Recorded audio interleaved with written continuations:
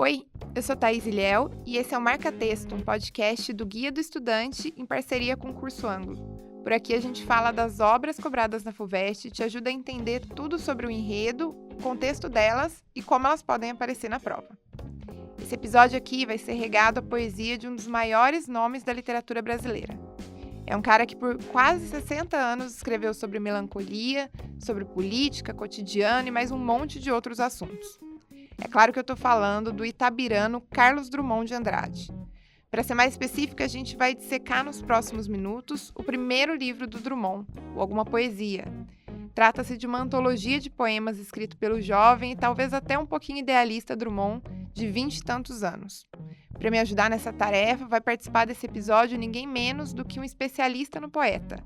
É o professor de literatura Maurício Soares, que se debruçou sobre a obra do Drummond durante o mestrado. Obrigado, é um prazer estar aqui para poder falar sobre esse cara que é uma das grandes paixões da minha vida. Tudo certo. Maurício, vamos começar essa conversa com os dados mais concretos aqui sobre Alguma Poesia.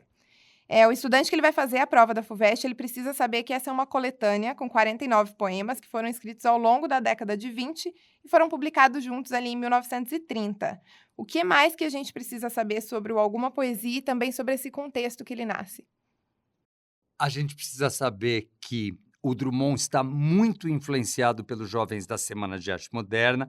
Vamos entender que estamos falando de um jovem que está se descobrindo poeta em torno dos 24, 25 anos, né? Ele nasceu em 1902.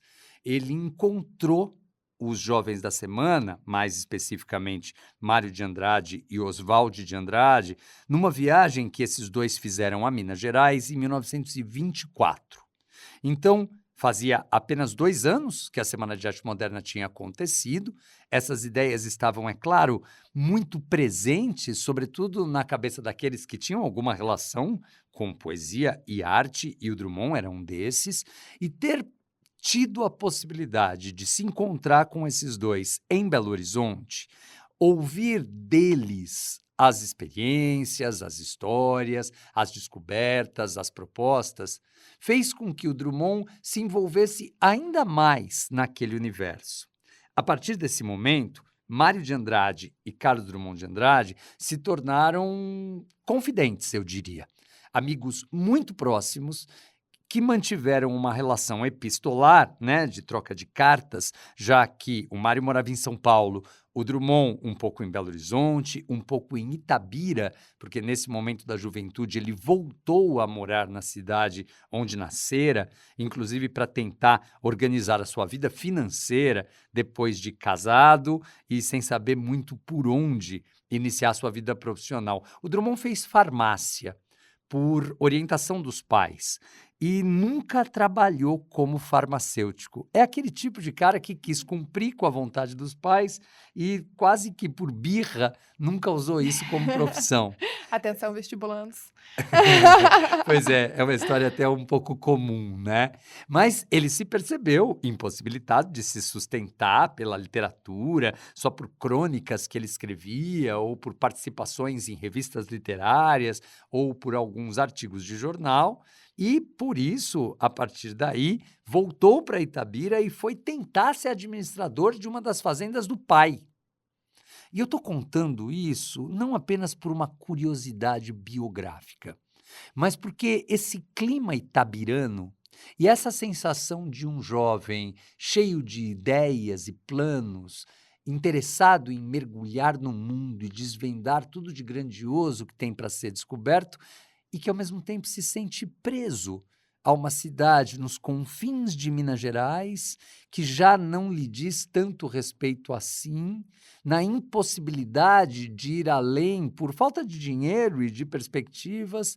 Então, esse conflito, né, de um homem mergulhado no seu universo particular, onde ele nasceu e viveu, casas entre bananeiras, mulheres entre laranjeiras, pomar, amor, cantar.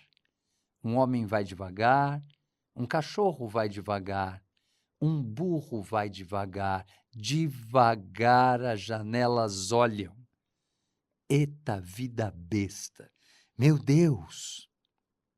Esse é um dos poemas, Cidadezinha Qualquer, em que a gente percebe claramente essa relação dele com Itabira, ao mesmo tempo conflituosa, eta vida besta, e também apaixonada, né? Pomar, amor, cantar. Interessante a gente perceber essa dualidade. Perceber que ele não está falando nem só bem e nem só mal desse lugar, mas está mostrando a sua inquietude, o seu desejo de transformação e a dificuldade de romper com aquelas origens que lhe falam tão alto à alma e ao comportamento. Mas voltando um pouquinho à sua pergunta original, Alguma Poesia é o primeiro livro desse cara, mergulhado nesse conflito que eu descrevi, alguém que acabou de se descobrir poeta e que está tentando concretizar essas descobertas em um livro, que obviamente reúne poemas muito diferentes, escritos ao longo desses anos de juventude e que foram comentados pelo Mário de Andrade, enviados previamente para que o autor, já consagrado do modernismo, pudesse analisar e opinar, e que se transformaram nesse livro que é claramente relacionado com as ideias da Semana de Arte Moderna, né?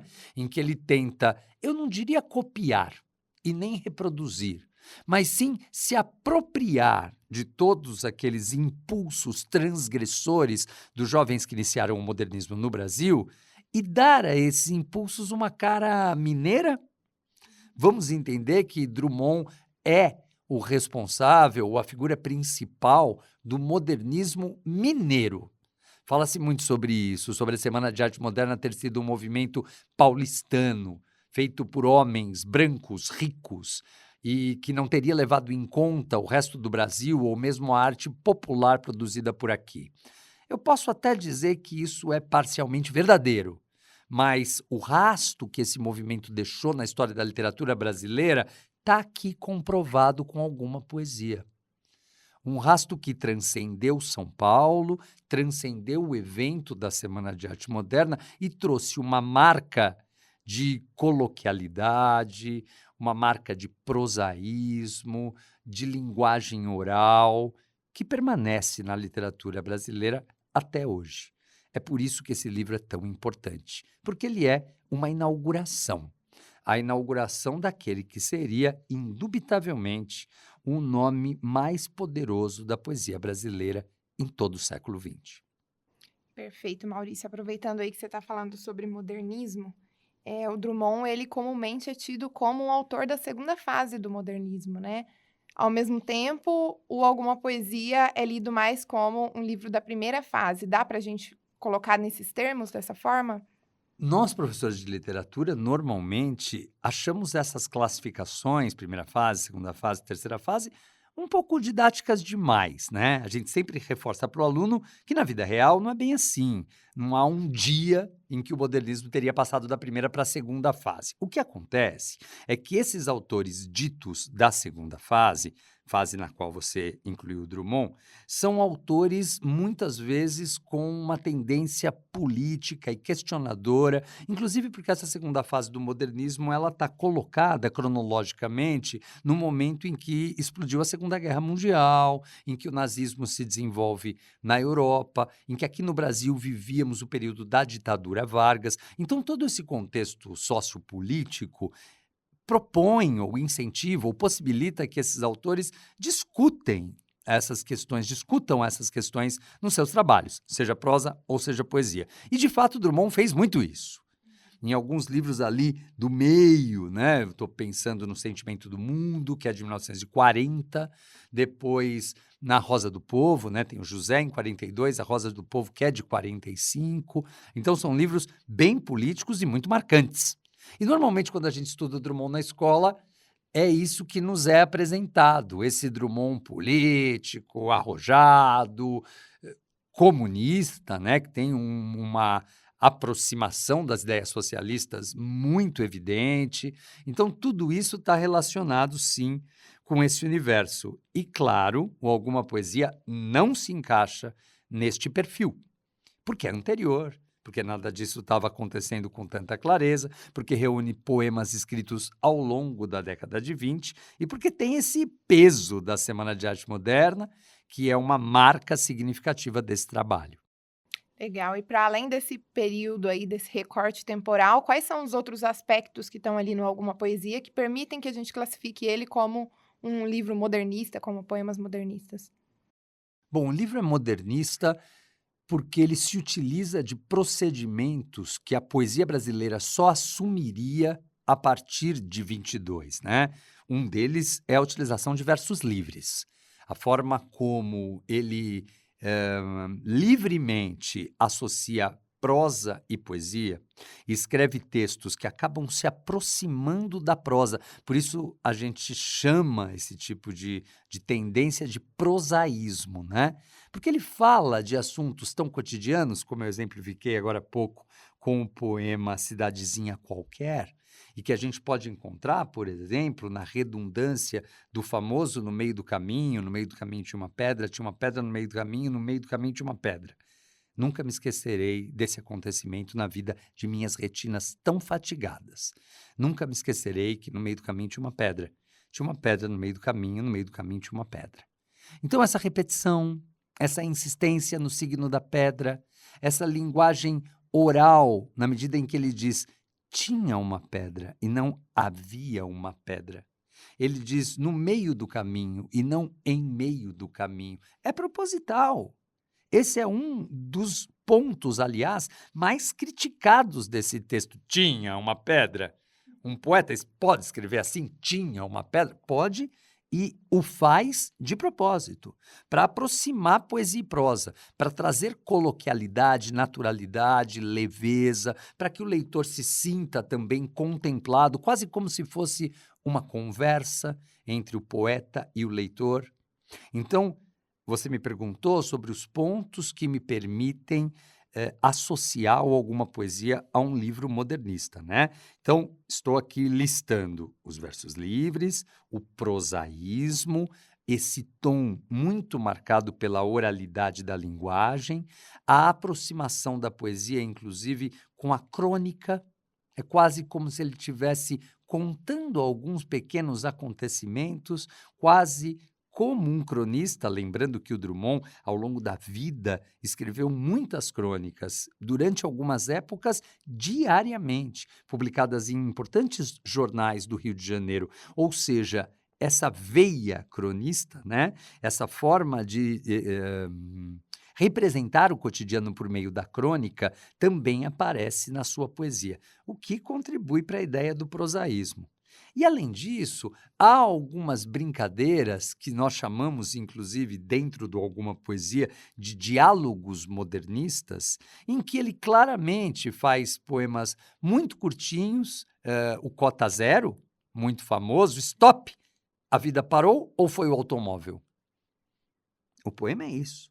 Stop! A vida parou ou foi o automóvel? Quer dizer, esse cara está discutindo por meio desse poema Pílula, que podemos também chamar de poema minuto, esse cara está discutindo a sua relação com a tecnologia, o desenvolvimento. Estamos falando de um Brasil nessas décadas de 20 e 30 em processo claro de desenvolvimento, sobretudo uma cidade como São Paulo, né? Um modelo de desenvolvimento, de criação de indústrias, enfim, de uma transformação mesmo no cotidiano. Eu estou pensando que mais recentemente, muito recentemente, quando houve aí durante um dia a paralisação do WhatsApp, que fez com que todos nós ficássemos meio perdidos, algumas pessoas brincassem, criando um meme na internet, Stop, a vida parou ou foi o WhatsApp? E eu acho que, de alguma forma, isso ajuda tanto a gente a entender a mensagem que estava ali no Drummond. Será que o automóvel ou o WhatsApp representam realmente a vida? O automóvel parando, a vida para? É essa a nossa relação com o moderno e tecnológico? Parece que isso se reproduz na nossa relação com as redes sociais, né? Foi só o WhatsApp que parou, não foi a vida. Então, é interessante percebermos o potencial que um poema curto, uma brincadeira linguística, um simples verso, às vezes escrito, inclusive em prosa, Uhum. pode nos trazer em termos de reflexão.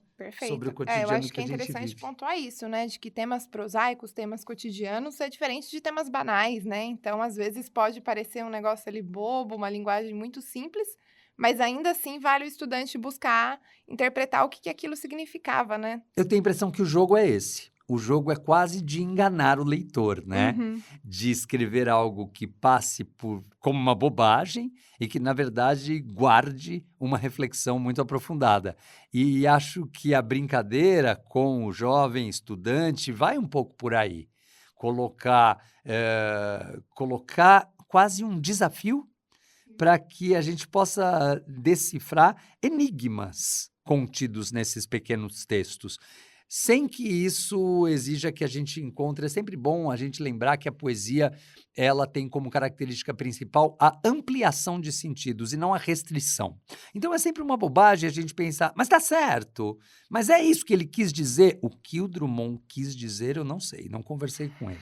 Acho que até felizmente, porque a poesia dele se amplia, né, ganha possibilidades de interpretação justamente por não termos uma visão correta. Então, sempre tentemos buscar os significados relativos àquele tempo e às situações que ele vive, e inclusive transpor esses significados um pouco e essas reflexões para a nossa vida. Acho que a poesia tem muito essa função. Ela pode nos ajudar a entender quem somos, mesmo a partir da perspectiva do outro, que às vezes está cronologicamente distante de nós, mas que, como nós, também é alguém tentando encontrar o seu lugar no mundo. Para a gente fechar essa pergunta, eu acho que alguma poesia pode ser compreendido como um livro de um homem que está se colocando no mundo, né? E que escolheu a poesia como veículo, como instrumento para se relacionar com o mundo. Meu filho fez matemática aplicada. Se relaciona com o mundo por meio da matemática e por meio dos números, com uma outra linguagem. O Drummond escolheu se relacionar pela literatura e especialmente pela poesia. E é a primeira vez que ele está fazendo isso em alguma poesia, né? Uhum. Também um pouco pesquisando o fazer poético. Você me perguntou sobre temas, e esse é um. O fazer poético, como eu faço poema, como a poesia nasce na minha vida, de onde ela vem, como que eu brinco com o texto que está nascendo e que às vezes eu não consigo controlar porque é mais forte do que eu.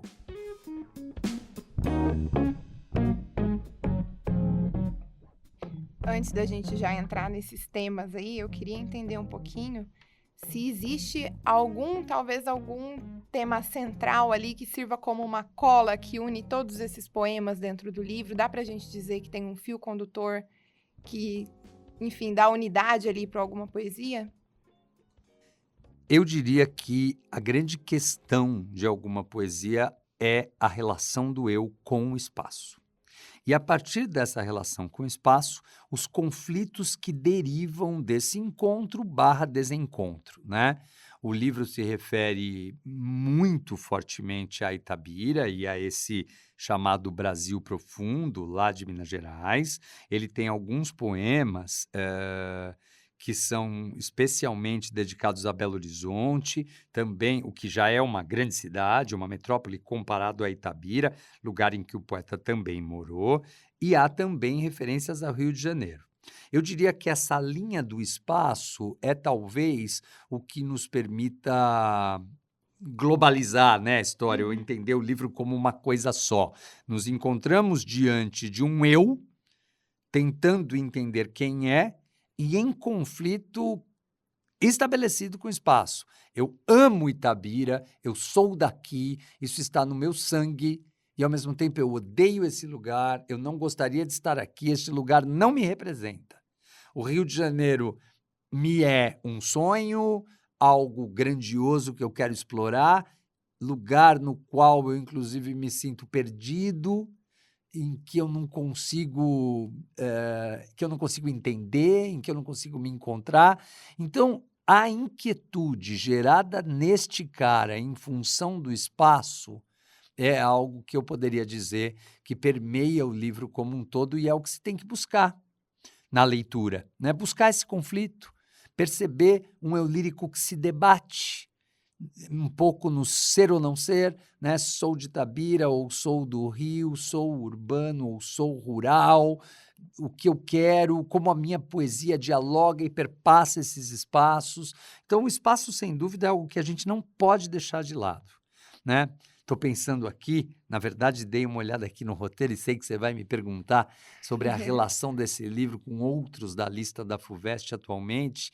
E sabe que essa história da oposição entre Minas Gerais e Rio de Janeiro aparece de uma forma muito significativa no Quincas Borba do Machado de Assis, em que o personagem principal, Rubião, é de Barbacena, em Minas Gerais, enriquece e vai para o Rio de Janeiro gastar a sua fortuna e volta empobrecido a Barbacena no fim da história. Acho que isso me chamou muito a atenção, porque Minas Gerais acaba sendo um sinal de provincianismo, um signo de interior, né, um signo de interior, né, de alguém que está mergulhado nesse universo rural e provinciano. E o Rio, sempre o símbolo da metrópole, da capital, do desenvolvimento, esse conflito parece mesmo permear muitos autores, sobretudo na segunda metade do século XIX e no começo do século XX, quando essas diferenças entre província e metrópole ficam ainda mais claras. Certo, professor, você está dando spoiler aí do final do episódio. Retornando só um pouquinho para essa questão das temáticas, para além dessa questão do espaço, quais são os outros grandes temas aí que a gente pode falar sobre o Alguma Poesia? Nesses 49 poemas, apenas 8 falam de amor. Uhum. Isso me parece um dado interessante, porque muitas vezes também na cabeça de um aluno pouco experiente com a leitura de poemas, a associação entre poesia e amor, poesia e romantismo, acaba sendo, acaba sendo comum, né? E ela não é verdadeira. Esses 8 poemas de amor que a gente tem nesse livro, que eu inclusive chamo de primeiros poemas de amor, já que é o primeiro livro, e são poucos poemas em que ele fala desse assunto, são nada românticos, né? Tem uma visão normalmente de um amor que não funciona muito bem. Estou pensando no poema Quadrilha, João que amava Teresa, que amava Raimundo, que amava Lili, que amava Joaquim, que não, enfim, amores desencontrados, né? A Lili que acabou se casando com J. Pinto Fernandes, que não tinha entrado na história, a única que não amava ninguém, que acabou se casando. Então, apenas 8 poemas de amor. Esse é um tema. Outro tema que perpassa o livro como um todo é o cotidiano colocado em crônica, né? Acho que o poeta que era cronista e que não consegue se desprender desse seu hábito de fazer crônica e olhar para o cotidiano de uma forma brincalhona e bem-humorada e, ao mesmo tempo, crítica, porque não melancólica aqui e ali, mas trazer esse cotidiano em crônica para os seus textos em versos. Legal. Como eu tinha dito antes, a relação dele com o fazer poético, né, é super importante. Então, a discussão metalinguística mesmo de como se faz poemas, né, e da onde que os poemas vêm, a forma como ele se apresenta como provinciano, né, e aí voltamos à questão do espaço, ele e a província, como que ele dialoga com aquele espaço e retira daquele espaço os temas da sua inquietação. Acho que nós temos aí o principal, o fazer poético, a relação com o espaço, os poemas de amor, os diálogos com o modernismo, do que já falamos, né? É o que domina esse livro, Alguma Poesia. Legal, você até mencionou agora que muitas vezes a gente faz essa leitura de que poesia necessariamente é alguma coisa sobre amor, e eu acho que, na verdade, a poesia às vezes acaba sendo um pouquinho distante do cotidiano do estudante, porque a gente não tem esse hábito de ler poesia como a gente lê, às vezes, outros gêneros, né? Que dica que você daria mais prática, assim, para o estudante estudar ou alguma poesia para o vestibular e outros também, outras coletâneas aí? Olha, existem alguns livros de poema e o Alguma Poesia é um exemplo disso, assim como poemas escolhidos do Gregório de Matos, também na lista da FUVEST, que não são sequenciais, né? Livros que não obedecem a uma linearidade que precise ser observada e obedecida. Então, a primeira dica é que não adianta tentar ler esse livro como se fosse um livro de prosa. Não adianta tentar ler esse livro procurando nele uma historinha. O ideal seria, na verdade, se você pudesse se apropriar de alguns poemas. Quem sabe até, como eu recomendo em sala de aula, copiar alguns desses poemas com a sua letrinha, ali manualmente, e tê-lo no bolso de trás da calça. E ler quando você estiver no metrô, despretensiosamente. E ler o mesmo poema antes de dormir naquele mesmo dia. Quem sabe, de novo, ao acordar no dia seguinte, aos poucos, esses significados, e mais do que isso, essa sonoridade, as imagens propostas por esse autor, elas vão entrando dentro de você se você deixar. Elas vão se tornando suas, né? Desde que você leia repetidas vezes, desde que você não fique num processo um pouco, às vezes, exaustivo de procurar palavras no dicionário ou de entender cada um dos signos, porque a poesia vai além do significado racional e linear. A poesia precisa considerar a sonoridade, ela precisa ser lida em voz alta. Ela precisa fazer um sentido ou por ter ou por não ter rima, de uma musicalidade que às vezes pode parecer extremamente fluida e outras vezes um pouco desconfortável pelas palavras escolhidas. Então, escolha alguns poemas, e eu tenho aqui sugestões, né? Tem o poema O Sobrevivente, por exemplo, em que ele fala da importância da poesia e da presença da poesia no dia a dia. Adoro o penúltimo poema do livro, que é o Explicação, em que ele, na verdade, explica o porquê ser poeta e qual é a sua relação com poesia, né? Meu verso é minha cachaça, é algo que ele diz aí, meu verso é minha consolação. Então, explicando essa relação que ele tem com a poesia, acho que é um desses poemas explicativos e que precisam ser analisados devagarinho. Coração Numeroso é outro exemplo de um poema extremamente importante. Casamento entre o céu e o inferno, bem no início da obra, sem falar naqueles que eu mencionei já, Cidadezinha Qualquer, No Meio do Caminho, Cota Zero, Quadrilha. São alguns exemplos de poemas que podem proporcionar uma iniciação deliciosa do Drummond, porque eles são simples, porque eles se explicam neles mesmos, porque uma vez preparado e tendo em mente esses aspectos que estamos aqui abordando para você, você pode ter uma compreensão que, como eu disse, vai além do racional, uma vez absorvidas essas primeiras informações, né? E você vai percebendo o quanto que a poesia não é um bicho de sete cabeças, o quanto que ela fala uma linguagem muito próxima à sua, o quanto que ela traz discussões que te interessam sim, porque te ajudam a entender também as suas dores, os seus medos, as suas angústias, né? A poesia tem claramente essa intenção. Gosto, Uhum. aliás, da ideia de que a poesia pode servir como remédio, né? Meu verso é minha consolação, ele diz no poema Explicação. Quer dizer, tá triste? Lê um poema. Pelo menos você se sente acompanhado e percebe que essas suas questões, elas não são exclusivas, né? Sim. Muita gente sentiu algo parecido e pode te ajudar, quem sabe por meio de um verso.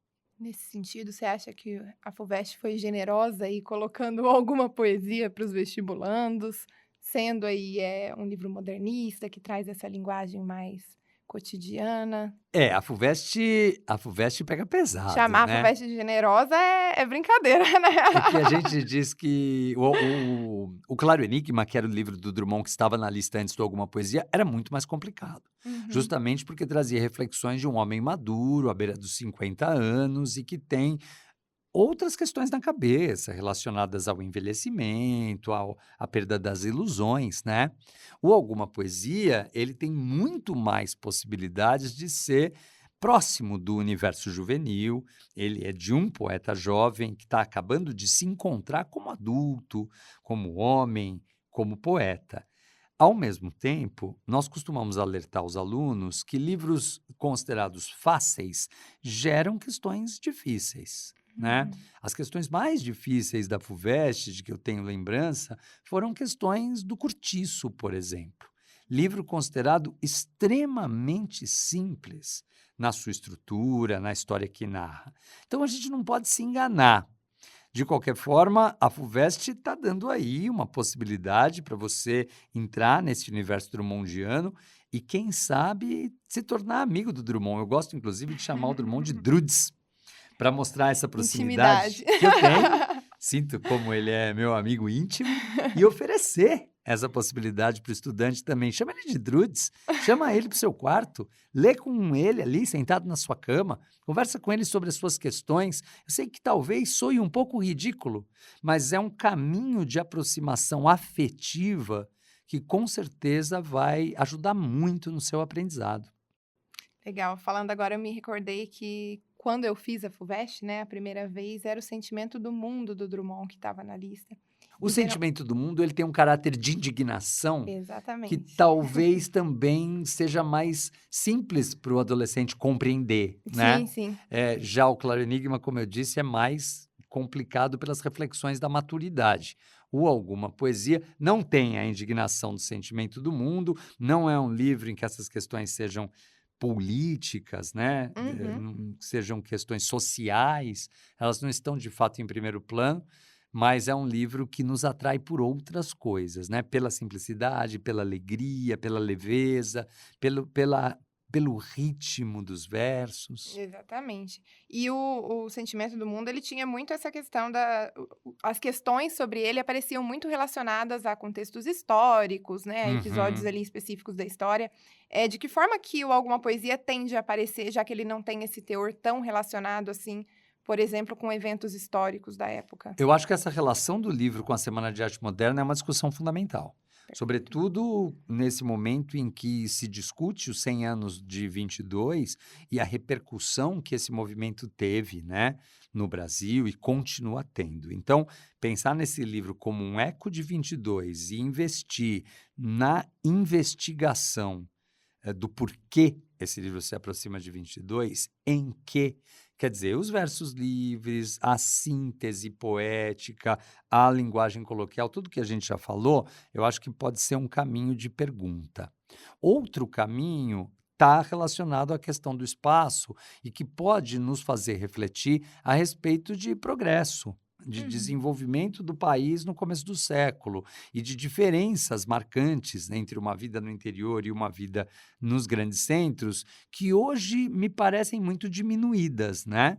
Quer dizer, pela internet, pela facilidade dos meios de transporte. Imagina que Itabira, quando Drummond estava lá e escreveu o livro, só recebia a correspondência 2 vezes por semana que chegava em lombo de burro. Não tinha um trem que ia até lá, não havia um meio de transporte que ligasse, por exemplo, Itabira a Belo Horizonte. Então, nós estamos falando de uma segregação muito marcante, de alguém que mora num lugar onde o correio chega 2 vezes por semana num lombo de burro, de alguém que fica esperando um livro que foi mandado da capital para que ele pudesse ler. Para nós é difícil, né? Pensar que tudo está a um Google de distância, imaginar a vida completamente ausente dessas informações, dessas notícias. Então, acho que perceber um Brasil ali do interior, afastado dessas questões dos grandes centros, também é um caminho que possa ser exigido no vestibular, né? Pedido para que, a partir de um poema, você comente esse olhar para o país nessa perspectiva. Ótimo. Para além do spoiler aí do Quincas Borba, que outro livro que a gente pode esperar aí uma relação, talvez, que a FUVEST coloque para a gente ou que o estudante mesmo possa levar para alguma questão com outras obras da lista? Eu acho que o Quincas Borba acaba sendo mais forte nessa questão do espaço. A gente tem a poesia da Cecília Meirelles, né? No Romanceiro da Inconfidência, também. A Cecília Meirelles, ela é do Rio de Janeiro, né? E a obra, então, é de uma autora que é do Rio. Nesse sentido, ela é diferente. Mas o assunto é Inconfidência Mineira, então a referência a Ouro Preto, às cidades históricas, é muito forte e especialmente a esse momento da Inconfidência. Eu acho que o cruzamento entre os dois, temático, pela presença de Minas Gerais, e também de um certo tom, né? A Cecília é mais formal do que o Drummond nesse sentido. Os versos da Cecília são metrificados. Ela tem também uma poesia muito conectada com o espiritual. Então, eu tenho a impressão que pensar nas semelhanças e diferenças entre Drummond e Cecília, no que se refere à abordagem de Minas Gerais, à linguagem empregada, ao tom dos textos, pode ser algo interessante. Além de que O Romanceiro é um livro com começo, meio e fim, que deve ser lido na sequência e que conta uma única história. Ao passo que o Drummond não, como falamos antes, trata-se de uma coletânea com poemas independentes. Puxa, acho que outro livro dessa coletânea que é uma coletânea independente, são Os Poemas Escolhidos, né, do Gregório de Matos, que também tem alguns eixos temáticos, mas que não compõem uma história toda, sequencial e linear, como o Romanceiro faz. Então, eu acho que comparar a poesia com a poesia é um exercício interessante, entende? Pegar o Drummond e a Cecília Meirelles e o Gregório de Matos e o Fernando Pessoa, Mensagem, 4 livros dos 9 são livros de poemas. Quer dizer, a FUVEST tem consciência de que a interpretação de poemas é uma dificuldade e investir nisso para que o estudante seja cada vez mais capaz de ler e de decifrar mensagens cifradas e lidar com essas imagens que a literatura propõe. Acho que é um exercício interessante pegar esses 4 livros e pensar nas relações que eles estabelecem entre si. Perfeito, Maurício. Para a gente encaminhar para o final agora, queria saber se tem mais algum outro ponto que a gente não conversou, que você acha que é importante a gente pontuar aqui antes. Eu acho que essa discussão, nós de certa forma já falamos sobre isso, a respeito do porquê isso é poesia. Quando os meus amigos, outro dia eu vivi esse momento, não me lembro agora como foi, mas ao mostrar um poema para um amigo meu, eu tenho esse hábito, né? Chamo alguém e falo, vem cá, deixa eu te ler um poeminha rapidinho, quase pedindo licença e tentando fazer com que a poesia entre e participe da vida das pessoas. Eu tenho um sonho de ter uma banquinha no shopping, em que a pessoa senta do meu lado, conta um problema e eu vou procurar um poema para acalmar o coração dela. Acho que a poesia tem muito esse papel. Então, dentro dessa ideia, os meus amigos às vezes me perguntam, mas o que faz disso um poema? Por que isso é um poema? Então, acho que alguma poesia nos dá toda a condição de fazer essa investigação, né? Poesia precisa ter rima? Não precisa. Poesia nem mesmo precisa estar escrito em verso. O que distancia a poesia da prosa e como essa brincadeira envolve sonoridade, envolve a imagem evocada pelo artista, envolve às vezes um fecho enigmático e que nos deixa mais questões do que respostas. Então, acho que o olhar que precisa ser colocado em alguma poesia é esse olhar curioso e investigativo de tentar mesmo decifrar o que é prosa e o que é poesia e como é essa linguagem que esse artista procura desenvolver nos textos que escreve. Legal, professor. Muito obrigada por apresentar a gente esse Drummond, poeta, mas também amigo, né? Espero que os vestibulandos consigam encarar ele dessa forma. E muito obrigada pela sua participação. Eu que agradeço, é sempre um prazer estar aqui para falar desse cara ou da literatura como um todo, que é algo que sem dúvida traz um sentido muito especial para a nossa vida. Até a próxima.